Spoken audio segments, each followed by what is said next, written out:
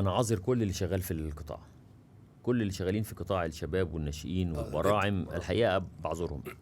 العدد زاد جدا والبنيه التحتيه ما تستحملش كده. يعني صح. لما نيجي نشوف البنيه التحتيه على مستوى القطاعات كلها او في بنيه، لكن ما فيش تطوير للبنيه، البنيه بتقف عند حته معينه.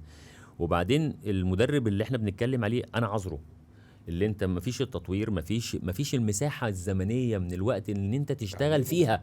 يعني انا فاكر زمان بالبلدي كده كلنا وانتوا كلكم فاكرين، خلص التمرين، شوط لك 50 كوره يا فادي، صح؟ لف 9 في مساحه، أيوة، في كور، في وقت، في الملعب فاضي، والمدرب ما بيروحش، ما عنديش 3، والمدرب قاعد مقطوع في النادي بياكل ويشرب وينام ويغير ويستحمى كلنا كده. يعني انا فاكر على ايامي كان يقول لك ايه، يعني ايه يقول لك ايه، يلا شويه فانتازيه بقى، اللي هو ايه، اتبسط.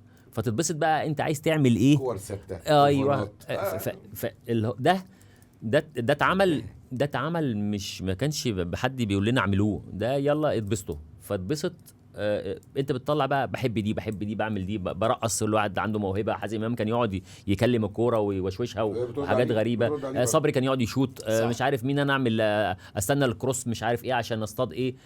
ده كان بيحصل في الفترات. انما النهارده تشوف القطاعات معذوره جدا، الفرقه واقفه في ظهر الفرقه الثانيه، اللي هو يلا يا كابتن مصر خلص. انت فاهمني ازاي؟ النهارده انا مش فاكر مثلا ان انا عمري ما اتمرنت وانا في المدرسه الصبح، ما عمري ما سبت المدرسه ورحت اتمرنت. عادي بروح الساعه 3:30 بعد ما اطلع من المدرسه اروح التمرين والاقي وقتي، يعني والاقي الوقت الكافي للتمرين. انت فاهمني ازاي؟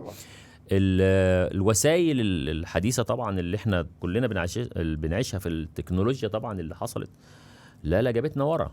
يعني انا كنت بجري ورا الاتوبيس، سرعتي جبتها كده. يعني مش اللي هو انا اصلا عندي جينات وكل حاجه، بس انا واحد بطلع من المدرسه اجري ورا الاتوبيس، فعندي سرعه، بركب الاتوبيس وهو بيمشي.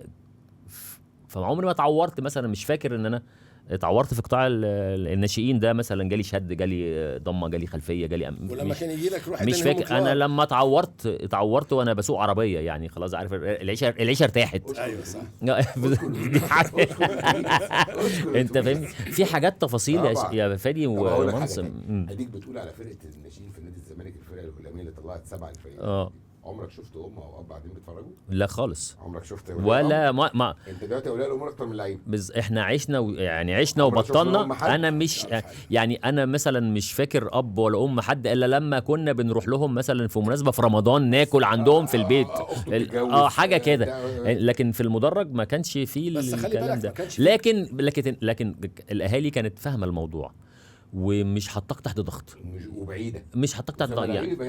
يعني انا ابويا كان بيوديني وكان بيجيبني وكل حاجه، بس مفيش الضغط النفسي ولا العصبي. انا اجيبك عشان اسهل لك، بدل ما تمشي مثلا تركب، اجي اخدك بالعربيه واوديك هنا يعني عشان تلحق وقتك، بس تلحق الوقت. لكن ما كانش الضغط العصبي والنفسي اللي بالشكل دخل مع مدرب اسامه ما لا لا لا لا لا لا لا لا لا لا. بس التغيير اللي انت بتتكلم عليه ده، انت عايز تقول ان هو تغيير بسبب المجتمع ولا بسبب انه الكوره بقت شيء مجنون جدا؟